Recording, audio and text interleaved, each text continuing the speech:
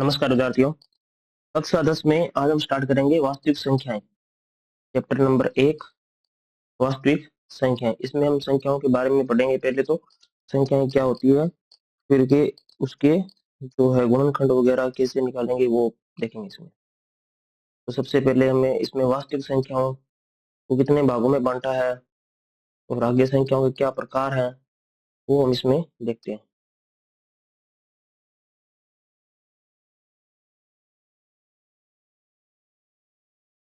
तो वास्तविक संख्याओं के आगे इसमें हमारे पास दो भाग हैं, इसमें परिमेय और अपरिमेय। वास्तविक संख्याओं के आगे हमारे पास इसमें दो भाग हैं, एक तो है परिमेय संख्याएं और एक है अपरिमेय संख्याएं। परिमेय संख्याओं के अंदर कौन सी संख्याएं आती है? तो परिमेय संख्याओं में p बटे q के रूप में जो संख्या होती है वो इसके अंदर आती है, और जिसमें q जो है भाग में वो नॉट इक्वल 0 होना चाहिए। भाग में जो है संख्या वो क्या होनी चाहिए? 0 के बराबर कभी भी नहीं होनी चाहिए। तो इसके उदाहरण के लिए हम देख सकते हैं। उदाहरण में मान लीजिए 5 बटे में 7 माइनस 10 बटे में 11, ये भी परिमेय है। 5, अगर मैंने 5 लिख दिया सीधा तो ये भी परिमेय है, क्योंकि इसके भाग में हम क्या लिख सकते हैं? 1 लिख सकते हैं। तो ये भी किसमें आएगी? परिमेय संख्या के अंदर आएगी।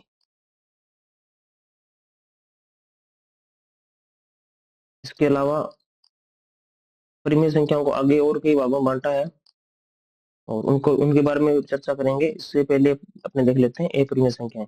अपरिमेय संख्याएं क्या होती है? ऐसी संख्या, यहाँ पर कोई ऐसा नंबर है, नंबर n मान लो आप, और उसकी घात जो है वो क्या नहीं होनी चाहिए? पूर्ण संख्या, या आप कह लो पूर्णांक नहीं होनी चाहिए। क्या नहीं होनी चाहिए? पूर्णांक नहीं होनी चाहिए। उसकी घात क्या नहीं होनी चाहिए? पूर्णांक नहीं होनी चाहिए। कोई भी संख्या है उसकी घात, जैसे मान लो मैंने 7 लिख दिया, तो इसकी घात अगर 1/2 है तो परिमेय है। 7 की घात 4/3 है तो भी क्या है? ये अपरिमेय है। ये भी अपरिमेय, ये भी अपरिमेय। अगर 7 की घात 1/8 कर दें तो भी ये क्या आएगी? अपरिमेय संख्या आएगी। इनकी घात क्या है? पूर्ण संख्या या पूर्णांक जो है वो नहीं है। पूर्णांक में क्या आएंगे यहाँ पर हम पढ़ेंगे पूर्णांक क्या होते हैं। वैसे नॉर्मल जानकारी आपको पूर्णांकों के बारे में होगी स्टार्टिंग से, क्योंकि ये प्राकृत संख्या पूर्ण संख्या ये अपने 5वीं क्लास से शुरू कर देते हैं पढ़ना। अब देखिए प्राकृत संख्या क्या है। प्राकृत संख्या 1 से शुरू होती है। कहाँ से शुरू होती है? 1 से। 1 से शुरू होकर ही चलती है अनंत तक। 1 2 3 4 इस प्रकार चलेगी और अनंत तक चलती है। और इन्हीं प्राकृत संख्याओं में अगर अपने जीरो शामिल कर दें यहाँ पर, तो ये हो जाती है पूर्ण संख्याएं। जीरो शामिल कर दें तो ये क्या हो जाएगी? पूर्ण संख्याएं। 1 2 3 4 इस प्रकार। तो प्राकृत संख्या में सबसे छोटी प्राकृत संख्या कौन सी है? 1। और सबसे छोटी पूर्ण संख्या कौन सी है? 0। सबसे छोटी प्राकृत संख्या 1 है, सबसे छोटी पूर्ण संख्या 0 है। अब देखो पूर्णांकों पूर्ण संख्या में माइनस की संख्या जो शामिल नहीं है। अब आएंगे इसमें पूर्णांक। पूर्णांक में क्या होता है कि जीरो के दोनों तरफ की संख्या शामिल करते हैं। अपने जीरो भी लेते हैं, फिर 1 2 3 इस प्रकार प्लस में बढ़ेंगे, और इधर माइनस में भी -1 -2 -3 दोनों तरफ ये संख्याएं होती है। माइनस में भी अनंत तक होती है, प्लस में भी कहां तक होती है? अनंत तक होती है। तो ये संख्याएं जो है वो क्या है? पूर्ण संख्याएं हैं, फिर पूर्णांक है। ये क्या है? पूर्णांक। और ये जो पूर्णांक है वो किसी भी संख्या की घात के रूप में अगर नहीं है तो वो किस में जाएगी? वो जाएगी अपने इसमें अपरिमेय संख्याओं में। जैसे मान लीजिए और उदाहरण लेते हैं अपने। मान लो इसमें दे दिया 14। 14 की घात मान लो हमें दिया है -3/5। तो ये भी क्या है? एक अपरिमेय संख्या है। इस प्रकार जितनी भी है ये अपरिमेय संख्या होगी। और एक और भी इसमें है कि रूट के अंदर पूर्ण वर्ग संख्या नहीं है। पूर्ण वर्ग संख्या अगर नहीं है तो वो भी क्या होती है? अपरिमेय संख्या ही होती है। अंडर रूट के अंदर पूर्ण वर्ग संख्या नहीं आनी चाहिए, यानी कि अंडर रूट के अंदर अगर आपका 15 लिखा है तो वो क्या है, ए परिमेय है। ये क्या है, ए परिमेय संख्या है। और अगर रूट के अंदर 16 लिखा है, इसको हल करके हम बता देंगे कि ये बनेगा 4, तो ये आ जाएगी अपनी परिमेय संख्या। तो ये तो ए परिमेय संख्या और ये क्या है, परिमेय संख्या, क्योंकि 4 के बाद में हम क्या लिख सकते हैं, 1 लिख सकते हैं। तो ये परिमेय ए परिमेय जो है वो किसके हैं, वास्तविक संख्याओं के प्रकार हैं। और इसमें आगे और भी संख्याओं के प्रकार है, जैसे सम संख्या, विषम संख्या, अभाज्य संख्या, तो वो भी अपने इसमें थोड़ा बहुत देख लेते हैं। सम संख्या क्या होती है, सम संख्या किसे कहते हैं, वह संख्या जो दो से पूर्णतः विभाजित हो, दो से क्या हो, पूर्णतः विभाजित हो, दो से पूर्णतः विभाजित हो तो वो क्या कहलाती है, सम संख्या कहलाती है।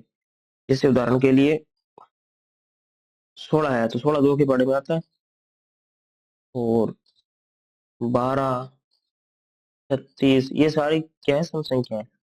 और भी इसका याद रखने का तरीका ये भी मान लो आप कि इसमें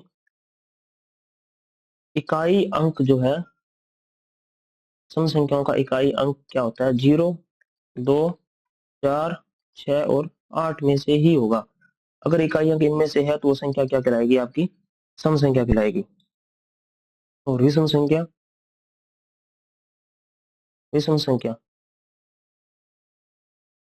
विषम क्या होगी, जो सम नहीं है वो क्या है, विषम है। जिसे जो सम नहीं है वो विषम है, तो यानी कि इसमें आप ऐसे लिख दो कि दो से पूर्ण से विभाजित नहीं हो, दो से पूर्णतः पूर्णतः विभाजित नहीं है, वो क्या कहलाती है, विषम संख्या कहलाती है। जैसे 1, 3, 5, 7, 9, 13, 11, 15, ये सारी क्या है, विषम संख्याएं हैं। अब सम विषम हो गई, इसके बाद में हम देखते हैं अभाज्य संख्या। कौन सी संख्या है, अभाज्य, ये इंपॉर्टेंट है अपने इस प्रश्नावली के अकॉर्डिंग। अभाज्य, अभाज्य संख्या क्या होती है, देखिए अभाज्य संख्या वह होगी जिसका गुणनखंड, जिसके आप गुणनखंड करते हो, गुणनखंड करने पर आपको एक तो एक मिले गुणनखंड में, वह दूसरा गुणनखंड उसका वह संख्या स्वयं हो, खुद हो, तो वो क्या होती है, अभाज्य होती है। जैसे उदाहरण के लिए देखिए आप,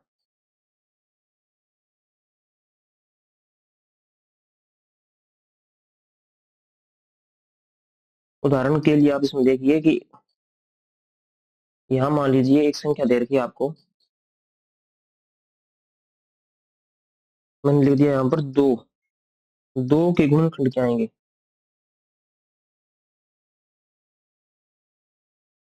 2 का गुणनखंड क्या आएगा, गुणनखंड का मतलब 2 किसके पाड़े में आता है, 1 के पाड़े में और 2 के पाड़े में। अब मैं यहाँ पर लिख देता हूँ 4, और 4 के गुणनखंड करते हैं अपने, तो 4 किसके पाड़े में आता है, 1 के, 2 के और 4 के।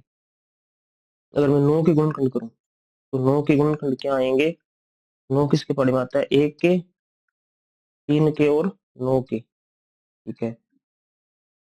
अगर 12 के गुणनखंड करें तो क्या आएंगे इसके, 1 के पाड़े में आता है, 2 के, 3 के, 4 के, 6 के और 12 खुद के। तो देखिए इसमें जो 2 के गुणनखंड है, इसके अलावा 13 के और कर लेते हैं, एक उदाहरण और लेते हैं। 13, 13 किसके पाड़े में आता है, 1 के और 13 के। तो इसमें देखिए अब कि इसके कितने गुणनखंड हुए, 2 के, 2 ही गुणनखंड हुए, और 2 गुणनखंड किसके हुए, 13 के। इसके अलावा सभी के 2 से ज्यादा गुणनखंड है। तो आप इसमें ये भी कह सकते हो कि 2 से अधिक अगर किसी के गुणनखंड है तो वह संख्या अभाज्य नहीं है, तो ये अभाज्य नहीं है, अभाज्य नहीं। और ये हाँ, और 13 भी हाँ। तो आप इसमें ये कह सकते हो कि या तो उसका खुद के पाड़े में आई और किसी के पाड़े में नहीं आए तो भी वो अभाज्य कहलाएगी, या आप ऐसे गुणनखंड करोगे तो 2 से ज्यादा गुणनखंड नहीं होने चाहिए, क्या नहीं होनी चाहिए, दो से ज्यादा गुणनखंड नहीं होने चाहिए। तो इसमें दो ही गुणनखंड है, इसमें भी कितने हैं, दो गुणनखंड है, इसके तीन गुणनखंड बैठ रहे हैं, इसके कितने आ रहे हैं, तीन, और इसके तो भाई साहब कितने आ रहे हैं, तीन तीन छह, बहुत ज्यादा आ रहे हैं, ये तो ये बाजी बिल्कुल भी नहीं है। तो ये देखिए कि इस प्रकार ये तीन तीन छह इतने गुणनखंड है इसमें, तो ये बाजे नहीं है। सिर्फ दो ही गुणनखंड है तो ये बाजे होगी। या फिर आप ऐसे कर लो कि गुणनखंड में एक हो और वैसे संख्या समय हो, जैसे दो के गुणनखंड किए तो एक आ गया और दो खुद आ गया, 13 के गुणनखंड किए तो 13 आ गया और एक आ गया और 13 आ गया। इसी प्रकार अगर आप तीन के गुणनखंड करते हो तो क्या आता है, तीन के गुणनखंड क्या आएंगे, तीन का एक आएगा और तीन आएगा। ऐसे ही आप करते हो पांच के तो क्या आएंगे, एक आएगा और पांच आएगा। ऐसे आप करते हो सात के तो सात के गुणनखंड क्या आएंगे, सात, सात खुद आएगा और एक आएगा। तो ये ए बाजे संख्याएं हैं कुछ, तो आपको यहाँ पर साइड में लिख देता हूँ ए बाजे संख्या कौन कौन सी है। तो उतनी संख्या तो आप लगभग याद रखो तो आपके लिए बढ़िया रहेगा इसमें प्रश्नावली में। जैसे ए बाजे संख्या, देखो सौ, एक से लेकर सौ तक, एक से लेकर सौ तक कितनी ए बाजे संख्याएं हैं, 25 ए बाजे संख्याएं हैं एक से लेकर सौ तक। ठीक है, अब आपको 25 की 25 तो याद रखनी नहीं है, 10 12 याद रख लो शुरू की, इतने से आपका काम इसमें हो जाएगा। प्रश्नावली में 2 नंबर का ये क्वेश्चन तो आएगा ए बाजे संख्याओं से, तो वो आपको अच्छे से आना चाहिए। जैसे मान लीजिए सबसे छोटी संख्या ए बाजे है दो, तीन, पांच, सात, फिर आठ नौ दस नहीं है, 11, 13, फिर आएगी 17, 19, 23, फिर 24, 25, 26, 27, 28, तो कोई भी नहीं है, 29, 31, इतनी तो आप याद रख लो कम से कम। तो ये आप देखो कि सबसे छोटी जो ए बाजे संख्या है वो दो है, और दो के बाद में जितनी भी ए बाजे संख्या है उनमें से कोई भी सम संख्या आपको नहीं दिख रही, सम संख्या आपको यहाँ पर नहीं दिख रही, सिर्फ दो अकेली है जो ए बाजे भी है और क्या है, सम है। इसके अलावा जितनी भी ए बाजे संख्या है वो सारी क्या आएगी, विषम आएगी। क्या आएगी, विषम। तो सम क्यों नहीं आ रही, इसका भी एक कारण है। जैसे मान लीजिए कोई भी आगे आप संख्या देखो, जैसे मान लीजिए मैंने 32 ले लिया, तो 32 एक सम संख्या है, तो 32 के अगर गुणनखंड करोगे तो एक आएगा, 32 आएगा, वो तो आने आने खुद तो। इसके अलावा सम संख्या में आपको पता है दो का भाग जाता है, तो इसका एक गुणनखंड दो भी आएगा, और तो गुणनखंड आए चाहे ना आए कोई फर्क नहीं पड़ेगा, परंतु दो हमेशा ही आएगा सम संख्या गुणनखंड में। तो दो से अधिक गुणनखंड इसके पहले से ही हो गए, देखो एक ये, एक ये और एक ये, तीन गुणनखंड हो गए। तीन गुणनखंड हो गए तो वो क्या होगी, ए बाजे नहीं होगी, है ना। दो से अधिक अगर किसी संख्या के गुणनखंड है तो ए बाजे नहीं होगी। तो सम संख्या जितनी भी है दो को छोड़कर वो सारी की सारी किस में आएगी, भाज्य संख्या में आएगी, ए बाजे नहीं होगी। ये आप खास कर ध्यान रखना। तो आगे अगर दो से बड़ी कोई सम संख्या दिख जाए तो उसको तो आप भाज्य इसमें ए बाजे में गिनोगे नहीं, काउंट नहीं करोगे, विषम विषम वाली देखनी है, विषम वाली वो आप देख कर आप बता सकते हो कि वो ए बाजे है या नहीं है। तो आज की क्लास में हमने इतनी चर्चा कर ली कि संख्याओं के बारे में पढ़ लिया। सबसे पहले वास्तविक संख्याएं क्या होती है, फिर अपरिमेय संख्याएं क्या होती है, वास्तविक संख्याओं के ही आगे भाग है प्राकृत संख्या, पूर्ण संख्या, पूर्णांक, और विषम, सम विषम भी देख लिया आपने, क्योंकि ये भी छोटी क्लास में था पर थोड़ा रिवाइज करा दिया आपको।